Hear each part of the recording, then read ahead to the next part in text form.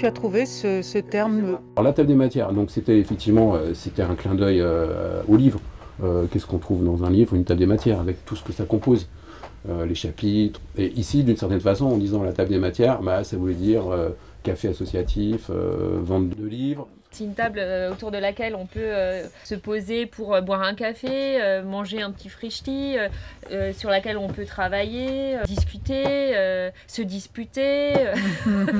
Voilà, il y a matière à plein de choses en réalité. Voilà le sens de la table des matières. Attendez, hein, ça c'est... C'est vous qui êtes passé tout à l'heure, c'est ça? Oui. Mais oui. Oui, mais alors, Figurez-vous ça que... c'est un cadeau, hein. C'est mon mari mais il est mort. Hein. Voilà, il est du pays, il est d'ici. Jean-Claude de Bonvoisin, c'est Oui, votre c'est mon mari. D'accord. Mais Très j'en ai bien, plein. côté auteur. Et donc un service civique ici, pour moi, c'est une bonne manière à la fois de travailler et d'apporter un petit peu de mes services pour la communauté, et pour le quartier et pour le monde de la culture. Alors là, on a le rayon littérature générale, d'accord, où c'est classé par ordre alphabétique. Ah oui, d'accord, oui. Voilà, et donc il vient de famille, mais comme il a fait cette AVC, il est vraiment fragile. D'accord.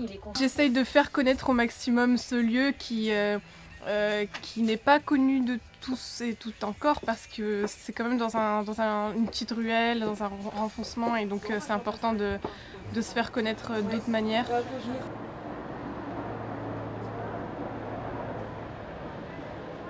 Et ici, on n'a pas un public ici, on a des publics. Ça, c'est plutôt pas mal, dans le sens où on a une représentation vraiment très générale.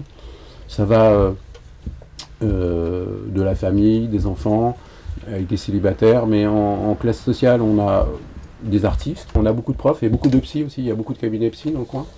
Et aussi le milieu populaire aussi, et ça, je suis plutôt content. Donc, je ne mesurais pas à ce point-là, mais on est vraiment dans un quartier où ça brasse pas mal, quoi. On est reconnu espace de vie sociale. Et on s'aperçoit que dans les grandes villes, mais c'est vrai aussi d'ailleurs dans les villages, hein, mais en tous les cas dans les grandes villes en particulier, il y a beaucoup de gens qui sont seuls. En fait, et d'avoir un lieu qui soit ouvert, où on puisse aller sans forcément avoir besoin de consommer, juste parfois échanger 2 mots, 3 mots, et ben pour beaucoup de gens, c'est énorme, quoi, parce qu'il y a beaucoup de gens qui sont très seuls, qui discutent avec personne la journée, et du coup de pouvoir venir un petit instant, juste dire bonjour, au revoir, prendre un café, acheter un bouquin, et ben c'est important, quoi. Ça va, bonne année, meilleurs vœux. Tous mes vœux. Bon café aussi. Oui, merci. Excuse-moi, je suis en ligne. Qu'est-ce que tu vois au quotidien comme ici comme acte de solidarité? Par exemple, on a Ismaël ici qui a plutôt une fonction d'agent d'accueil, mais axé sur le bricolage, tout ça. Et on voit bien qu'à force de connaître les gens expriment des petites réparations, tout ça. Et on dépanne beaucoup de gens sur plein de petits services. Mais ça, je dirais, c'est annexe, ça fait partie, mais c'est annexe. Voilà. Mais ça fait partie aussi de ce qu'on appelle la vie de quartier. Je venais en bénévole, je donnais des coups de main comme ça, et puis il y avait un besoin, alors ça s'est fait comme ça. Ouais. Là, c'est ce que j'ai fait de mieux. C'est ce qui me plaît le plus, on va dire. Ah ouais, pourquoi? Ouais. Parce qu'on voit beaucoup de gens, je rends des services à plein de gens dans le quartier. Et voilà. Il y a des personnes au sein de la librairie qui sont chargées de faire de l'accompagnement professionnel? Oui, alors ce sont des gens qui ont un parcours, je dirais, social, psy, un peu généraliste. Il y en a qui ont eu un parcours aussi, qui ont travaillé dans le culturel, donc, et dans le livre aussi. Donc tout ça, ce mixte permet aussi d'avoir une approche pour les gens, quoi. Pour moi, ça me permet en effet de me poser, c'est-à-dire d'avoir un lieu où j'ai plaisir à aller. C'est un lieu à la fois, voilà, où on est entouré de livres, on a de la musique, on échange beaucoup, on fait des rencontres fabuleuses. Et en fait, ça m'a apporté une certaine ouverture, ça m'a apporté des rapports peut-être humains que j'avais perdus, étant moi isolée, à bosser chez moi, en étant indépendante, à travailler sur mes textes, etc. Donc ça, c'était intéressant pour moi, c'est-à-dire de retrouver un petit peu cet aspect social que j'avais perdu par la force des choses, finalement. Nous, on a constaté plutôt un regain de fréquentation après la fermeture. Mais en tout cas, il y a eu effectivement ces 2 mois de fermeture plus 1 mois qui ont créé une forme je dirais, de frustration. Et puis il y a aussi le confinement qui, par la force des choses, a redirigé les gens vers la lecture ou l'écran. Mais je pense que la lecture a repris un peu plus d'importance qu'avant. Ouais. Les gens, je pense, ont été contents de redécouvrir les lieux de proximité à côté de chez eux. Et puis on s'aperçoit que dans le quartier, il y a des gens qui ont du talent, qui ont envie de le partager aussi. C'est comme ça que naissent des événements en soirée sur tel ou tel sujet. Et du coup, c'est aussi une richesse du lieu, c'est-à-dire de pouvoir mêler tout type de profils et en même temps de créer des ponts entre les gens. Il y a des gens qui se sont connus ici à la table, qui continuent à se voir, qui collaborent professionnellement ensemble, etc.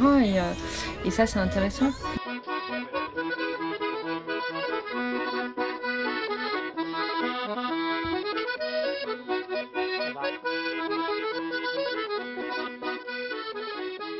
Il existe aujourd'hui donc les ateliers de théâtre, les ateliers sophrologie, club de lecture. Alors club de lecture, c'était très étonnant parce que j'y croyais pas trop. Et puis ça a commencé avec quelques personnes. Donc l'idée c'est de se réunir une fois par mois ici et de parler de livres qu'on choisit. Et donc ils ont commencé, je devais être un petit noyau de 5-6 personnes. Et puis aujourd'hui c'est une quinzaine. Et j'ai de plus en plus de questions et de demandes sur ça. Et donc c'est plutôt une bonne surprise. Vous êtes le premier à avoir franchi la porte de cette ressourcerie. Tout à fait. Et pourquoi vous êtes rentré alors? Parce qu'il faisait froid dehors, il y avait de la lumière. Puis il y a toujours des gâteaux, des choses qu'on nous offre. Café. Rapport qualité-prix, pour acheter, pour revendre, c'est incroyable. C'est la boutique la moins chère de Paris.